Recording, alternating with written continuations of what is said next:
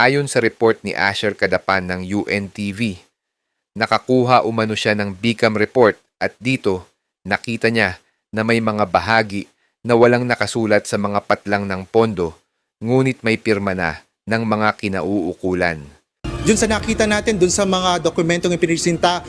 ni Congressman Ungab at doon sa dokumento nga na nakita natin na BICAM report mula sa Senado na andun yung mga blankong mga items o walang mga sulat. Ito yung mga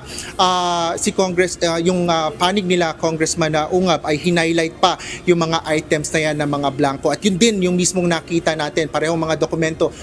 na may mga blankong items na nakita tayo doon sa dokumento ng galing naman sa Senado. Yung mga nakuha nating BICAM report ay pirmado,